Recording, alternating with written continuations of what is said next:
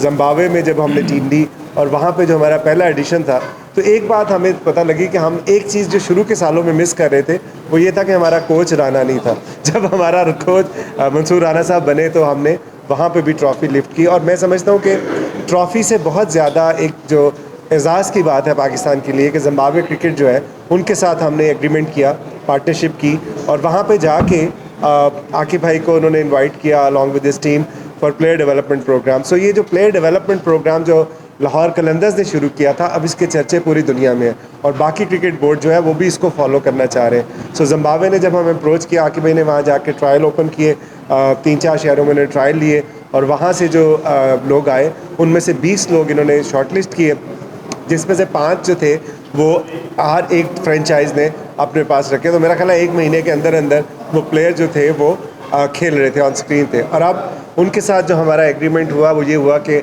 उनके 7-8 प्लेयर जो हैं मेन टीम के, वो यहाँ पे आके हमारे पास ट्रेन होंगे कलंदर्स हाई परफॉर्मेंस सेंटर में।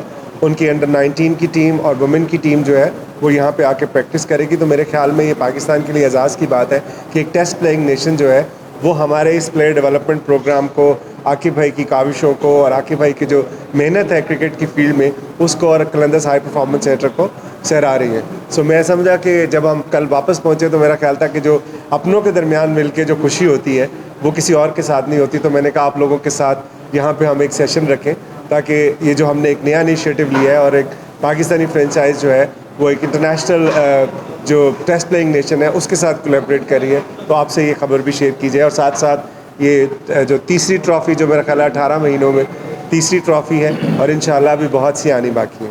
तो thank you very much once again आपके आने का। आप अगर कोई सवाल करना चाहते हैं तो। T20 के 2 टाइटल जीते, उसके बाद अब T10, तो T10 का मुस्तकबिल क्या है कि एक तरह तो हमने धूम मचाती है T10 में। अच्छा भाई, आपको शायद याद होगा कि 2017-18 में हम ये काम करना चाहते थे लाहौर में कम्युनिटी बेस, और अनफॉर्चुनेटली उस वक्त हो नहीं सका। और फिर हमने 2019 में पाकिस्तान में कम्युनिटी बेस पहला T10 टूर्नामेंट करवाया, जहाँ पे सारे जिस वक्त ये हारिस, दिलबर, ये सारे उधर भी खेले थे। सो मैं समझता हूँ कि बड़ी अच्छी इसका फ्यूचर बहुत अच्छा है, बिकॉज 90 मिनट्स में आपका मैच कंप्लीट हो जाता है, और एक फॉर्मेट एक ऐसा क्विक फॉर्मेट है जिसमें लोगों को ज़्यादा एंटरटेन आप कर सकते हैं। तो मेरे ख्याल में तो इसका फ्यूचर है। और T20 में भी अगर आप देखें तो 8 से 12-14 तक के जो ओवर होते हैं उसके अंदर आप थोड़ा सा गेम स्लो डाउन हो जाती है। तो ये बड़ा क्विक फॉर्मेट है और इसके अंदर आप पलक झपकने में भी जो है ना वो मैच जो है वो उसका वो ख़ात्मा हो जाता है, और हर प्लेयर को जाके अपना 100% देना पड़ता है, कोई आपको अपने आप को सेट करने की कोशिश नहीं करता। सो आई थिंक इसका फ्यूचर है।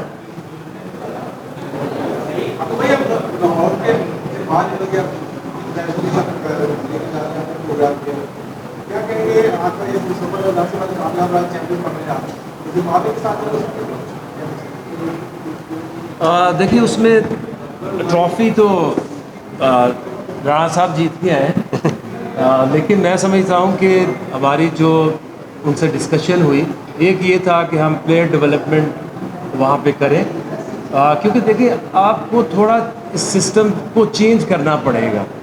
क्योंकि अगर एक बच्चे को आप ये मैसेज देते हैं कि आप अंडर 14, 16, 19, फिर 18, फिर फर्स्ट क्लास, और फिर 8-10 साल में हो सकता है तुम एक प्रोफेशनल प्लेयर बन जाओ, but at the same time एक फास्ट ट्रैक प्रोग्राम होना चाहिए, जो कि देखिए मैंने वहाँ जाके हमने ट्रायल्स किए, फिर उनका एक टूर्नामेंट कराया उनके 4 शहरों का, और फिर उसके बाद 5 जो प्लेयर्स थे वो एक हफ्ते के अंदर अंदर अपने प्राइम मिनिस्टर से वो कैप्स ले रहे थे और वो प्रोफेशनल कॉन्ट्रैक्ट उनको मिल रहे थे। तो इसी तरह जब फर्दर उनसे डिस्कशन हुई कि अगर जो क्रिकेट है, क्रिकेट इज़ एक्चुअली डाइंग। अगर आप देखें तो over the period of time, अगर 90s में अगर जिम्बाब्वे की जो टीम थी वो बहुत अच्छी थी, वेस्ट इंडीज़ की टीम का ग्राफ कहाँ पे आ गया, बांग्लादेश, श्रीलंका। तो आप जो टिपिकल सिस्टम को चेंज नहीं करेंगे तो आपकी जो क्रिकेट का स्टैंडर्ड है नीचे जाता जाएगा।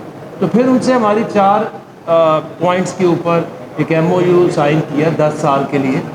एक ये कि उनकी जो क्रिकेट है वो जब गौरव ने शुरू की तो वो बहुत ही लिमिटेड रिसोर्सेज हैं जो कि लोग जो क्लब मेंबर्स हैं, जिस तरह के लोग ही क्रिकेट खेल सकते हैं ज़्यादा, तो हमने उनकी जो क्रिकेट है उनको हमने उनकी बुशेस तक लेके जाना है। जो स्कूल्स हैं जंगलों में, छोटे छोटे उनके इलाकों में, वहाँ पे एक क्रिकेट को लेके जाना है। दूसरा, उनके जो प्लेयर्स हैं वो यहाँ पे आएंगे 4 महीने के लिए, उनको हमने इन 4 महीनों में एक सुपरस्टार बना के वापस भेजना है। उसके अलावा हम 5 जो फास्ट बॉलर्स हैं 140 प्लस, वो उनकी 5 टीमें जो फर्स्ट क्लास खेलती हैं, हर एक टीम को एक एक फास्ट बॉलर्स देंगे। ये फर्स्ट स्टेज है। सेकंड, अभी उनकी बात चल रही है, वो कह रहे हैं कि हमें ऑलराउंडर, स्पिनर्स, इस तरह के 5 भेजें। और उसके बाद उनके वहाँ पे हमने हाई परफॉर्मेंस सेंटर हरारे में ज़िम्बाब्वे क्रिकेट बोर्ड को इस्टेब्लिश करके देंगे। तो मैं ये समझता हूँ कि बहुत बड़ी ये कामयाबी है। आहिस्ता आहिस्ता लोग इसको अंडरस्टैंड कर रहे हैं, इस प्लेयर डेवलपमेंट को, और इस हाई परफॉर्मेंस जो कल्चर है। यॉर्कशायर भी अक्टूबर में जाना है हमने, उनके यॉर्कशायर में भी ये प्लेयर डेवलपमेंट हमने वहाँ करके आना।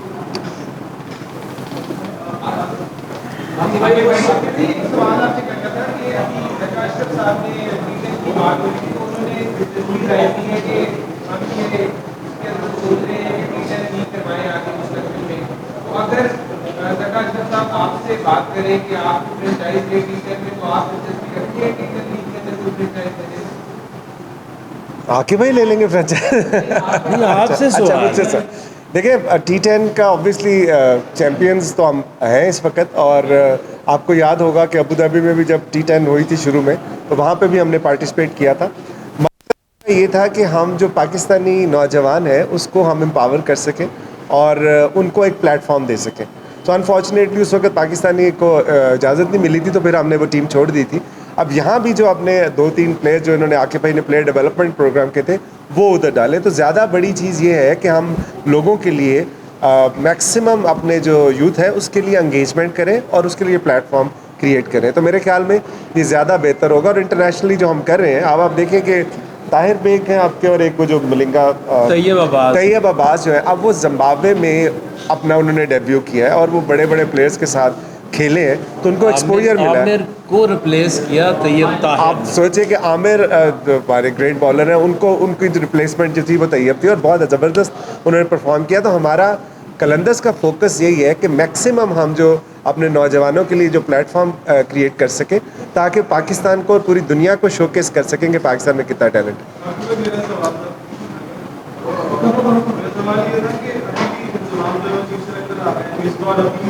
इनको आके फिर से उन्होंने देख रहे हैं, फिर से सेंटर को भी उन्होंने देख रहा है, ठीक कर रहे हैं। तो ये हर 6 महीने साल बाद अपना फार्मूला लेके आते हैं। 4 साल पहले रविंद्र राजा साहब ने चलाया हाई परफॉर्मेंस सेंटर, अब ये आगे चलाएंगे, पता नहीं सियासी स्ट्रक्चर क्या होगा और 6 महीने बाद क्या होगा। तो ये क्या पाकिस्तान, आप तो दुनिया की क्रिकेट को ठीक करने जा रहे हैं, आपकी क्रिकेट ठीक होगी? यार ट्रॉफी आ गई ना। देखिए, अगर मैं आपसे पूछूँ ना कि आपको ये जो 3 नाम है, मिसबा है, इंजमाम है, हफीज़ है, इनके अलावा आपसे मैं पूछूँ ना 3 नाम, तो आपको आएंगे नहीं। अच्छा बताएं फिर। बता दें मुझे, क्योंकि देखें बात सिर्फ इतनी है कि ये जब तक हम एक चीज़ नहीं सीखेंगे, ठीक है जैसे गवर्नमेंट बदलती है तो चेयरमैन बदल जाता है, बट आपका जो सिस्टम है वो नहीं बदलना चाहिए। जो ये ख़राबी हो रही है कि कभी हम 16 रीजन कर देते हैं, डिपार्टमेंट आ जाते हैं, कभी जो सबसे बड़ा जुल्म हुआ है वो रमीज़ राजा ने आके किया कि जो टीमें 6 कर दी और उनमें हर सीज़न में कोई नया प्लेयर ही नहीं आता था, प्लेयर ही नहीं आ सकता, तो ग्रूम कैसे होगा। ये 24 करोड़ के जो लोग हैं इनकी एक स्पोर्ट है और उसके लिए आपकी 16 रीजन ज़्यादा नहीं है। और आपके डिपार्टमेंट जो है, आप बच्चों से पूछे ना जाके वो कितने खुश हैं। वो जो कोचेज़ बेचारे पता नहीं टैक्सियाँ चला रहे थे, अब वो दोबारा आएंगे, अपना काम करेंगे। ये हाई परफॉर्मेंस जो है इनका, ये फिर से NCA बन गया, क्योंकि वो कलंदर हाई परफॉर्मेंस के बाद उन्होंने NCA का नाम हाई परफॉर्मेंस बना दिया था। तो नाम से कुछ नहीं हो सकता। ये डेवलपमेंट एक पैशन है, ये आप नौकरी किसी को दे के ये काम नहीं करा सकते। लेकिन आकिब भाई एक चीज़ और है कि आपने जो सवाल किया, देखें पाकिस्तान में रहते हुए आकिब भाई ने आपको शाहीन, हारिस, फ़खर, ज़मान अब्दुल्ला शफीक, सलमान अली आगा के, उसामा मीर, एहसान ये कितने सारे प्लेयर उन्होंने यहाँ पे रह के आपको दिए। तो ये तो एक बहुत बड़ी एजाज़ की बात है, मैं समझता हूँ पाकिस्तान के लिए कि एक टेस्ट प्लेइंग नेशन जो है वो आकिब भाई और कलंदर्स के साथ जो है वो कोलैबोरेट कर रही है टू डेवलप देयर क्रिकेट। तो मैं समझता हूँ कि पाकिस्तान क्रिकेट में ऑलरेडी आकिब भाई ने बहुत ज़्यादा कंट्रीब्यूट किया और अभी भी कर रहे हैं। पाइपलाइन में जो भी हम बात कर रहे थे ताहिर बेग की और दूसरे जो हमारे मलिंगा स्टाइल बॉलर है वो भी आकिब भाई ने ये इसको अभी तैयार। जो है वो सिलेक्ट हुआ है, वो नहीं होता ताहिर बेग जो एशियन गेम्स में पाकिस्तान ने हाँ तो उसमें सिलेक्ट हुआ, तो इवेंचुअली तो उन्होंने पाकिस्तान को इन दी एंड सर्व करना है। आकिब भाई अभी एशिया कप और पाकिस्तान सीरीज और वर्ल्ड कप के लिए पाकिस्तान टीम वैसे तो आगे ना सके एशिया कप के लिए, मगर चौथे फास्ट बॉलर का इशू है कि पहले तो शहीद, नसीम और हारिस को हैं, मगर फोर्थ फास्ट बॉलर कौन सा हो? कोई एहसान का नाम है, कोई समझने का, कोई जमान खान का भी। आपकी क्या सजेशन है कि किसको लेना चाहिए फोर्थ फास्ट? देखिए वाइट बॉल में आई स्टिल बिलीव कि जो स्किल जमान खान के पास, अभी भी हम कनाडा में खेल के आए हैं, तो डेथ ओवर में उससे अच्छा बॉलर मेरा ख्याल दुनिया में कोई नहीं है। तो जो आपको चीज़ चाहिए वो नसीम से मैं उसको ज़्यादा रेट करता हूँ इन वाइट बॉल। तो आपके 3 बॉलर, ये आप कहेंगे ये आपके कलंदर के बॉलर तो हमें गिनाए जा रहे हैं, शहीन है, हारिस और जमान है, ये आपके बॉलर होने चाहिए आपकी वाइट बॉल क्रिकेट में, first 3 choices and then you can go down to Naseem Shah, Hasan Ali. I don't think so. आपको ये एक ऑलराउंडर की तरफ जाना चाहिए। वो अभी तक फ़हीम की भी ऐसी प्रोग्रेस अभी भी मेरे साथ था, उधर कोई नहीं है। तो जो फोकस होना चाहिए वो है ऑलराउंडर तलाश करना। अगर आपके पास ऑलराउंडर नहीं होगा तो यू विल स्ट्रगल। किया तो है, कलंदर कर रहा है। आगा सलमान अली आगा नहीं किया, मेरा सवाल मंसूर खान शाहीन शाह अफरीदी नहीं किया। भाई राणा साहब का सवाल आया। मंसूर खान साहब, आपने बहुत लंबा अरसा तक पाकिस्तान क्रिकेट टीम के साथ सर्व किए, फिर उनका सिस्टम और लाहौर कलंदर का सिस्टम कैसा देखा? इधर आ जाए।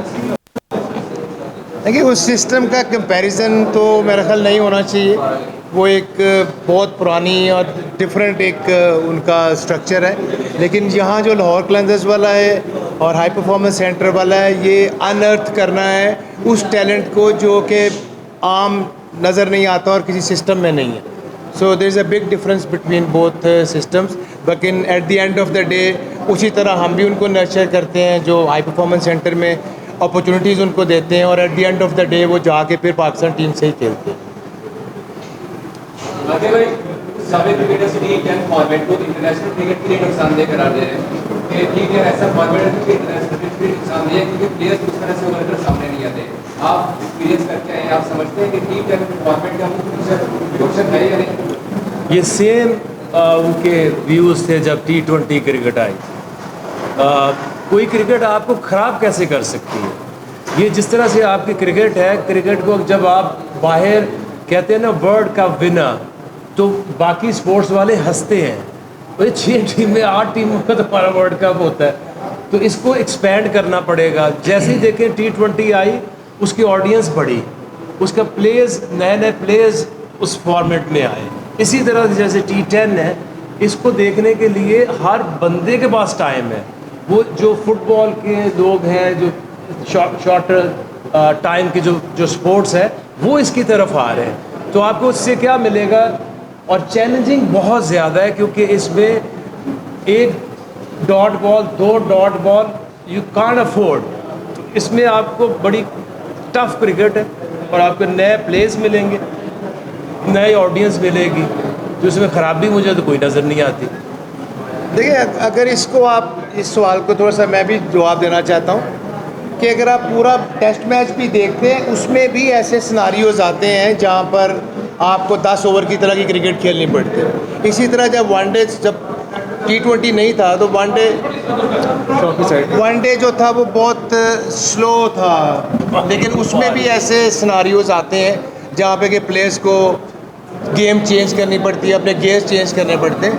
और मेरा ख्याल है कि T10 भी जो है वो एक ऐसा फॉर्मेट है कि ये आपको हेल्प करेगा T20 में भी, वनडे क्रिकेट में भी, even international cricketer test cricket में भी आपको प्लेयर्स मिलेंगे इसके साथ बहुत ज़्यादा। तो it's a very good thing.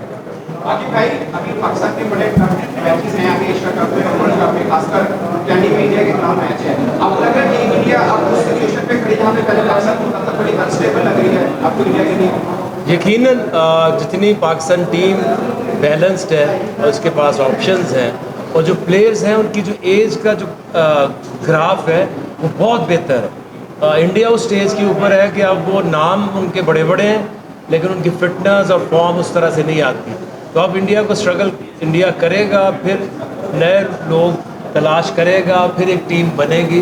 इस दफ़ा बहुत पाकिस्तान के पास अच्छा चांस है कि इंडिया को इंडिया में हरा के आए।